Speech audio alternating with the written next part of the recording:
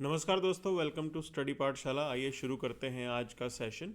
तो आज के हमारे प्राइम एजेंडाज में ये खबरें होंगी। मणिपुर के अंदर नया सीएम आएंगे या फिर जो है वहाँ पे प्रेसिडेंट रूल लगाया जाएगा, इसको लेके अनसर्टेनिटी है। तो इस चीज़ों को थोड़ा समझेंगे और पीवाईक्यू डिस्कस करेंगे। दूसरी चीज़, डोनाल्ड ट्रंप ने स्टील के ऊपर टैरिफ को बढ़ाने का डिसीजन लिया है। अब उसका इम्पैक्ट इंडिया पे कितना पड़ेगा वो हम देख सकते हैं। साथ साथ हायर एजुकेशन के अंदर हमें अभी भी आप बांध सकते हैं कि पब्लिक फंडिंग की ज़रूरत है, मतलब सरकार ही पैसा खर्च करे, इसके ऊपर देखेंगे। दूसरी चीज़, एरो इंडिया 2025 के अंदर अब यहाँ पे फिफ्थ जनरेशनल फाइटर जेट्स का कंपटीशन है और उसके अंदर हमें देखने को मिल सकता है, मतलब देखने को क्या है, उसके अंदर आए हुए हैं F-35 वर्सेस Su-57। ये रशियन मेड है और अब ये यूएस मेड है, तो देखते हैं कौन सा बेटर होगा यहाँ पे। और पांचवी न्यूज़ है, डोनाल्ड ट्रंप का गाज़ा का प्लान क्या है, कितना सही है कितना गलत है, इन चीज़ों को समझा जाएगा। ये एडिटोरियल है basically. And then Dalai Lama का तिब्बत रिटर्न क्या पॉसिबल है। तो चाइनीज़ गवर्नमेंट ने कुछ एक कंडीशंस वहाँ पे रखी हुई हैं, इन चीज़ों को यहाँ पे समझेंगे जानेंगे। आइए शुरू करते हैं आज का सेशन। इनके अलावा जो बाकी खबरें हैं वो हम जो है न्यूज़पेपर के थ्रू कवर कर लेंगे। मणिपुर सीएम रिज़ाइन करके जा चुके हैं, ये न्यूज़ हमें मालूम है, ठीक है। अब यहाँ पे बात ये आ रही है कि किसको वहाँ पे चीफ मिनिस्टर बनाया जाए। तो ये डिसीज़न किस पे बेस्ड होगा, ये सवाल है यहाँ पे जानने वाला।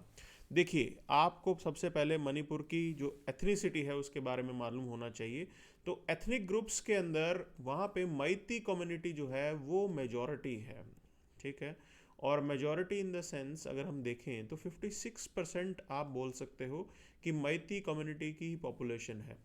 तो कहीं ना कहीं जो चीफ मिनिस्टर होंगे वो इन्हीं को ही रिप्रेजेंट करते हुए आएंगे। एक तो पहली चीज़ ये आ सकती है। दूसरी चीज़, जो बाकी वहाँ पे ट्राइबल ग्रुप्स हैं, नागाज हो गए, ठीक है, कुकी हो गए, या बाकी जो एडिशनल ग्रुप्स जो उधर एग्जिस्ट करते हैं, उनको भी आपको रिप्रेजेंटेशन देना होगा। तो अब ये डायलेमा ये होगा, क्या हमें कोई non Meitei chief minister Manipur में देखने को मिल सकता है, क्योंकि ये चीज़ समझने वाली है कि मैती कम्युनिटी क्या उसे जो है एक्सेप्ट करेगी अगर कोई नॉन मैती जो है वो चीफ मिनिस्टर बनता है मणिपुर का। तो ये सवाल ये गवर्नमेंट को देखना होगा। But definitely he has resigned और चीज़ें अब थोड़ा सा सही डायरेक्शन की तरफ जाएंगी। At the end of the day आप देखेंगे कि पॉलिटिकल जो ग्रीवेंसेस हैं वो सेटल होनी चाहिए, वो ज़रूरी है, तब जाके चीज़ें शांत होती हैं, ठीक है। तो मणिपुर की बात करें तो बॉर्डर स्टेट है, हम ज़रूर समझते हैं यहाँ पे, और एक्सटर्नल आप मान सकते हैं कि इन्फ्लुएंस भी वहाँ पे बहुत ज़्यादा होता होगा, तो वो फैक्टर्स हैं, ठीक।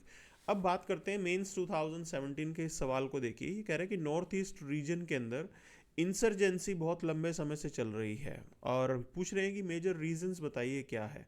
देखो, इसके अंदर एक रीज़न तो ये है, there are multiple groups that are existing, खासकर मणिपुर के अंदर। बाकी जगहों पे तो हमने सेटल कर लिया, लेकिन मणिपुर के अंदर जो ग्रुप्स हैं वो बहुत ज़्यादा हैं। तो उसके अंदर प्रॉब्लम क्या होती है, you have to negotiate with all of them, सबके साथ आपको नेगोशिएट करना पड़ेगा and that becomes difficult sometimes. उसी में ही सबसे बड़ी प्रॉब्लम जो है वो वहाँ पे आती है। क्लियर। सो मूविंग फर्दर, सो यहाँ पे कुछ बातों को समझेंगे।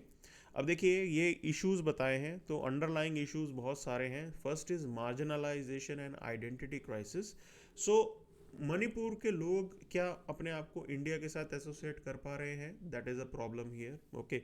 Marginalisation in the sense that there has been historical neglect, बिल्कुल निग्लेक्ट हमने किया है यहाँ पे, स्पेसिफिकली आफ्टर इंडिपेंडेंस जो हमारे इनिशियल ईयर्स हुआ करते थे, ठीक है, उसके अंदर आपने डेवलपमेंट पे ध्यान ही नहीं दिया यहाँ पे। तो फर्स्ट 3 डिकेड्स तो आप बोल सकते हो कि किसी भी लेवल का जो डेवलपमेंट है वो कहीं ना कहीं मिसिंग होगा।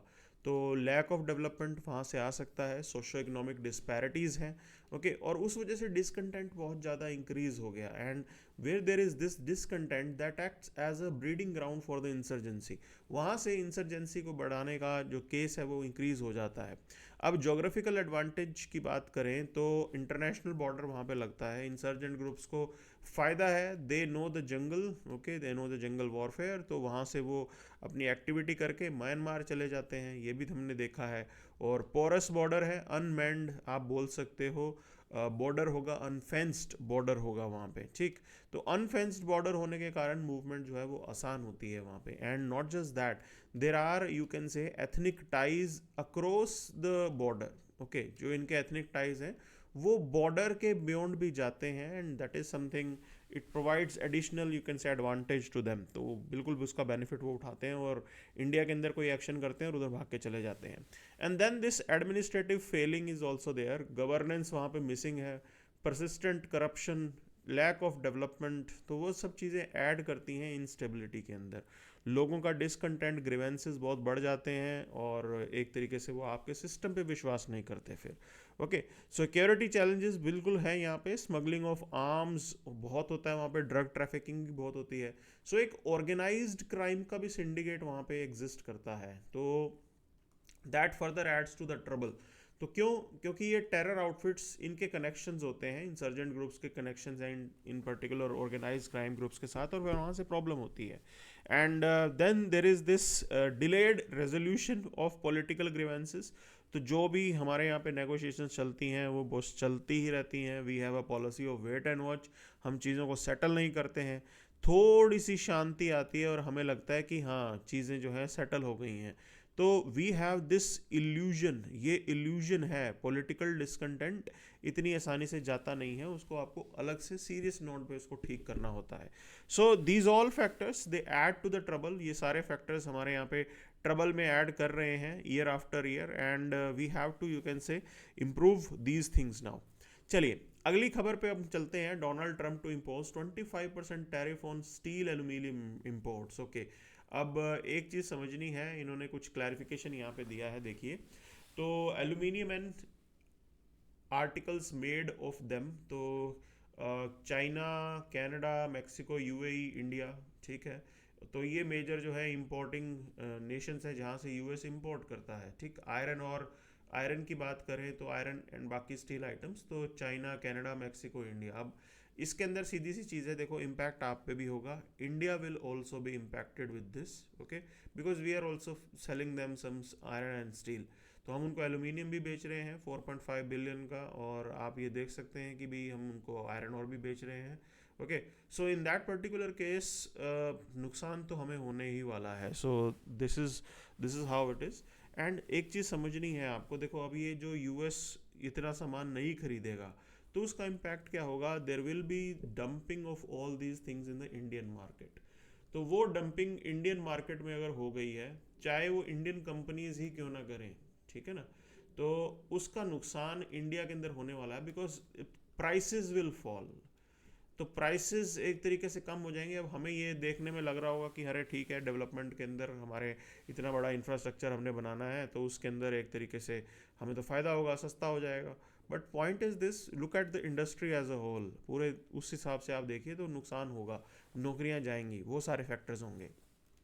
और प्लस ये फॉरेक्स रिजर्व आ रहा था इतना अच्छा अमाउंट, ओके। तो this is how it is. अब देखिए आयरन एंड जो स्टील एंड एल्यूमिनियम टैरिफ की बात करें, यूएस 25% टैरिफ जो है वो बढ़ाने वाला है सभी इंपोर्ट के ऊपर, ठीक है। सिमिलर टैरिफ एल्यूमिनियम पे होंगे, और इसका मेजर इम्पैक्ट तो हमने देख लिया, कनाडा, मैक्सिको को पड़ रहा है, यहाँ पे चाइना को भी पड़ेगा बिकॉज उनका नंबर बड़ा है, ओके। अब दूसरी चीज़ आपको समझनी है कि भी यहाँ पे क्या डोनाल्ड ट्रंप कोई एक तरीके से डील करेंगे, क्योंकि डील भी पॉसिबल नहीं होगी ना इसके अंदर, क्योंकि ही इज़ आउटराइटली सेइंग वो उस सेक्टर पे ही पूरा का पूरा जो है इंक्रीज करने वाले हैं। तो that amounts to trouble here. और उसके अलावा देखियो 25% तो वैसे कनाडा, मैक्सिको इन बाकी सब पे लगेगा, और 10% ऑलरेडी जो है चाइना से जो वो इंपोर्ट करते हैं उस पर उन्होंने लगा रखा है। सो ये एक समस्या आने वाले टाइम में होने वाली है, ठीक है। तो one has to be prepared for this, Indian industry also has to prepare for this. अब आगे बात करते हैं, तो green hydrogen is expected to play a significant role in decarbonising how many of the above industry. तो fertiliser, oil refinery और आपके steel plants, इनमें से किसको डीसल्फराइज करेगी आपकी जो है ग्रीन हाइड्रोजन? तो बिल्कुल ऑब्वियस है कि ऑयल रिफाइनरी और फर्टिलाइजर मैन्युफैक्चरर जो है उनमें तो ज़रूर इसका टारगेट होगा ही होगा कि वो लोग ग्रीन हाइड्रोजन को अडॉप्ट करें, ठीक। तो बिल्कुल उसमें तो बात आएगी ही आएगी। अब तीसरी चीज़ जो है यहाँ पे समझनी है कि स्टील प्लांट्स का कैसे खेल होगा। तो आपको स्टील प्लांट के अंदर एक पॉइंट समझना है कि भाई स्टील प्रोड्यूसर्स जो हैं they may be required for mandatory green hydrogen purchase. वो उनके ऊपर कंपल्शन ये हो सकती है कि वो जो है ज़रूर ग्रीन हाइड्रोजन जो खरीदें और उसी का ही इस्तेमाल करें। तो एक तरीके से सभी तीनों के अंदर जो है ग्रीन हाइड्रोजन जो है डीकार्बनाइजेशन के अंदर हेल्प आउट करने वाला है। So C is the right answer for this. ठीक, अब आगे देखिए, ये देखो ये जो सवाल था ये प्रीलिम्स 2023 का था, तो मैं भी ये भी पॉइंट आउट कर दूं आपको। तो this was this question here. So moving further, funding, public funding for education. Okay, so यहाँ पे नीति आयोग की रिपोर्ट आई है, उन्होंने कहा है कि हमें और पब्लिक फंडिंग करनी है हायर एजुकेशन के अंदर, क्योंकि स्टेट्स जो हैं वो नॉर्मल आपके यहाँ पे स्कूल एजुकेशन पे तो फोकस कर रहे हैं बट निगलेक्ट दिखा है हायर एजुकेशन पे। साथ साथ हमें एक जो है डाटा मिला है, so Jammu Kashmir, Manipur, Meghalaya, Tripura, they are spending so good amount on higher education. ये ऐसे स्टेट्स हैं जो हायर एजुकेशन पे ज़्यादा फोकस कर रहे हैं। Delhi, Telangana, Karnataka, they are not spending on higher education. School education पे इनका अच्छा जो है ज़रूर इनका स्पेंडिंग होता है। तो अगर आप पर यूथ एक्सपेंडिचर की बात करें तो per youth expenditure over the time it has increased to 5,000 rupees near by, 5,000 रुपये के आसपास हो गया है, लेकिन उसके अंदर स्टेट वेरिएशन ज़रूर है। अच्छा, top states by higher education funding, तो महाराष्ट्र के अंदर 11,000 करोड़ जो है वो खर्च होते हैं हायर एजुकेशन पे। बिहार में 9600 करोड़ रुपीस खर्च होते हैं, तमिलनाडु में 7200 करोड़। ओके, अब प्रॉब्लम इसके अंदर ये आती है ना, they have you can say higher population, बहुत ज़्यादा भयंकर नंबर है पॉपुलेशन का, तो when it comes to per youth expenditure वो जो है थोड़ा कम हो जाता है फिर। ओके, तो लोवेस्ट हायर एजुकेशन बजट के अंदर सिक्किम देख लीजिए बहुत ही कम है, अरुणाचल थोड़ा ठीक ठाक है, नागालैंड उससे ठीक ठाक क्या है, मतलब 155 करोड़ अरुणाचल के अंदर है, नागालैंड के अंदर 167 करोड़ है, सिक्किम के अंदर तो 142 crore which is very less. तो इन स्टेट्स ने तो बहुत ही कम पैसा खर्च किया। अब दूसरी चीज़, हाईएस्ट परसेंटेज ऑफ स्टेट जो है जीडीपी के हिसाब से देखें तो ग्रॉस स्टेट जीडीपी जो है अगर देखेंगे आप उसमें, तो उसमें Bihar 1.56% of the state you can से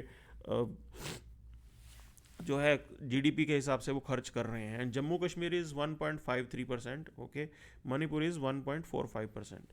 सो this is the amount that they are spending, but whatever it is still less, बिल्कुल जो है ये कम है यहाँ पे।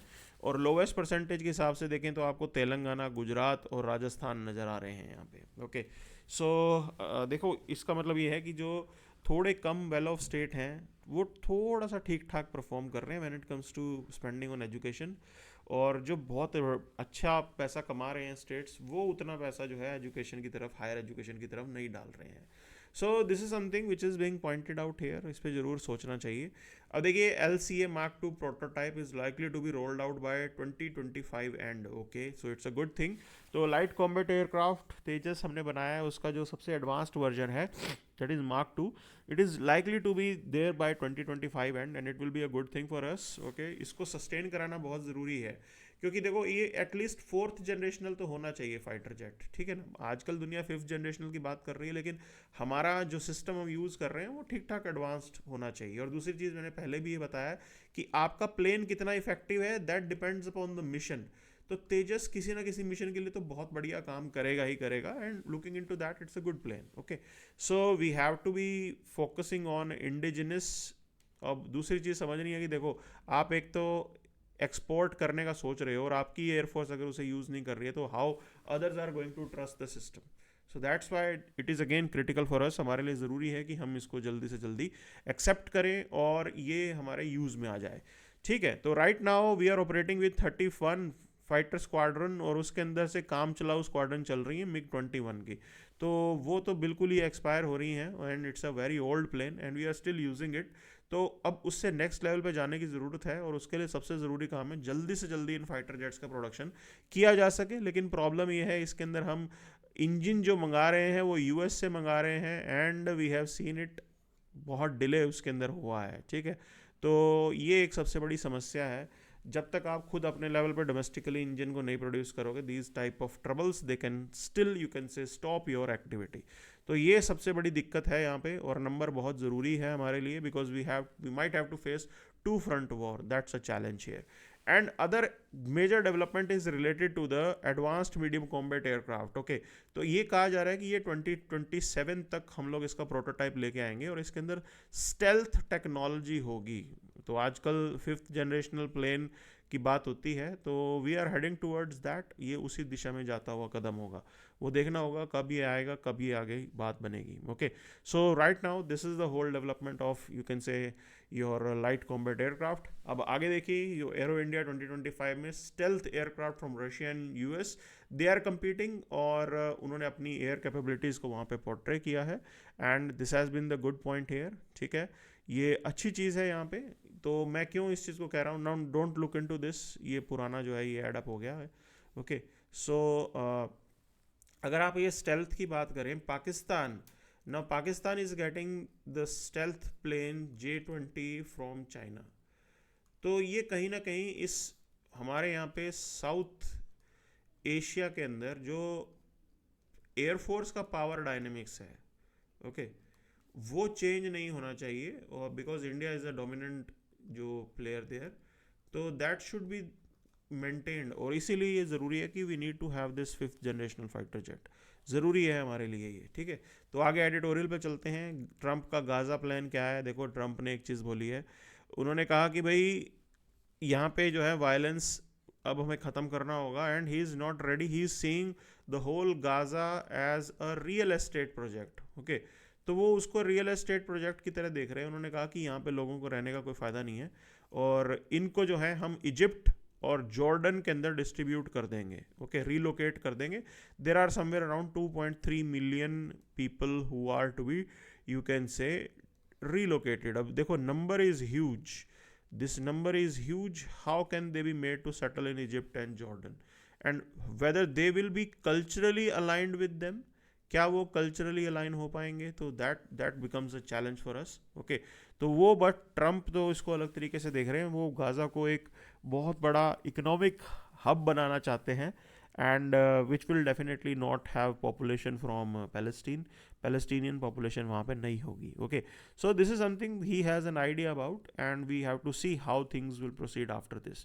तो जॉर्डन और इजिप्ट ने तो बिल्कुल ही मना कर दिया। दूसरी चीज़, इजरायली जो प्राइम मिनिस्टर हैं, उन्होंने भी स्टेटमेंट दी थी, उन्होंने कहा था कि सऊदी अरेबिया में इनको बसा देते हैं, तो सऊदी ने भी, इन्होंने भी मना कर दिया था। Okay, but there are few developments when it comes to geopolitical things here. So positive remarks were made about the Saudi Crown Prince Mohammed bin Salman regarding the potential normalization of ties with Israel. Okay, so ऐसा भी कहा जा रहा है कि Saudi, they may be joining the Abraham Accord, वो भी Abraham accord जो है अब ज्वाइन कर सकते हैं, but we have to see, because Saudi Arabia को भी एक डायलमा होगा, how Saudi Arabia will address this question of Palestine. तो वो भी अब डील बनाने की बात है कि अब किस तरीके से पैलेस्टीन पे बात बनेगी और क्या फ्यूचर होने वाला है उसका।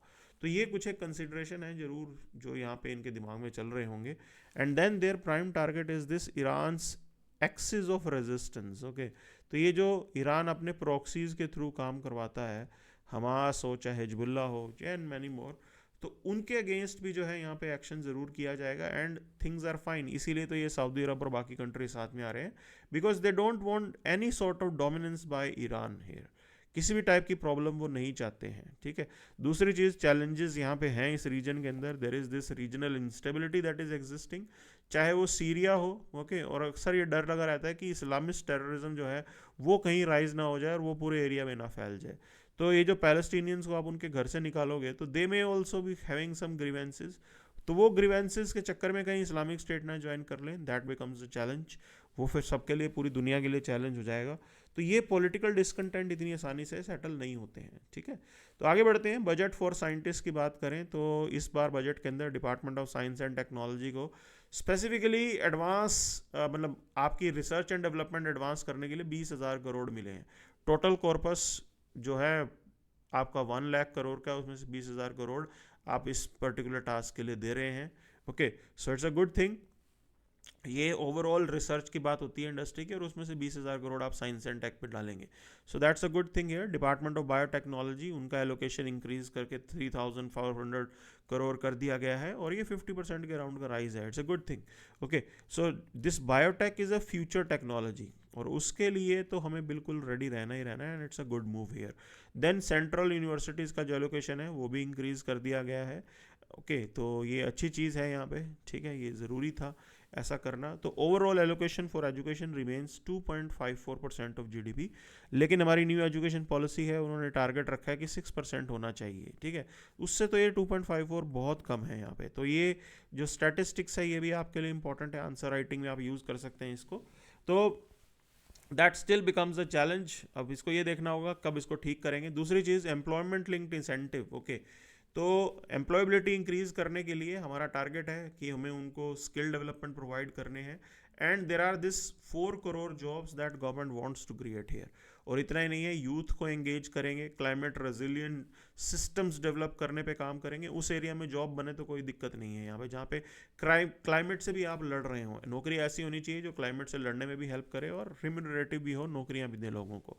देन आर्टिफिशियल इंटेलिजेंस रेडीनेस की बात करें तो we have seen there are growing concerns about impact of artificial intelligence, so we have to prepare our people for that. उसके लिए आपको उसको prepare करके रखना पड़ेगा। and thing is this, it's all about the skill set, okay। तो अगर हमारे लोगों में स्किल सेट अच्छा होगा तो वो इस ट्रबल को भी जो है वो झेल जाएंगे। So these sort of things that government is looking forward to do here. Now China lays down conditions for Dalai Lama's Tibet return, okay. तो क्या कहना चाहता है चाइना? चाइना पहले तो ये चाहता है कि Dalai Lama should recognise that there is only one China, okay, and Tibet and Taiwan are not separate entity. उनको भी तिब्बत और ताइवान अलग एंटिटी नहीं है, okay, they are part of China. And plus they want कि भी जो peoples, जो इनकी रिपब्लिक की जो गवर्नमेंट है, तो जो कम्युनिस्ट पार्टी की गवर्नमेंट है, उसको एक लेजिटिमेट सरकार माना जाए। तो ये सारी चीज़ें हैं। अब तिब्बत की एक गवर्नमेंट चलती है, that is the government in exile. तो वो इंडिया से ही काम करती है। तो that government is, you can say, rejecting the whole thing. पूरे ऑफर को उन्होंने रिजेक्ट किया है। But this is what the Chinese are, you can say, reaching out to. तो चाइनीज़ ये समझते हैं कि Dalai Lama is critical, specifically he has the spiritual influence on people. तो उसको ध्यान में रखते हुए जो है ये उन्होंने स्टेप, मतलब चाइनीज़ गवर्नमेंट ने एक तरीके से बोला है कि अगर दलाई लामा इन चीज़ों को रेडी हैं तो उनको कोई प्रॉब्लम नहीं है, दलाई लामा वापस तिब्बत आ सकते हैं। So this is what has been the news for today session. Thank you very much.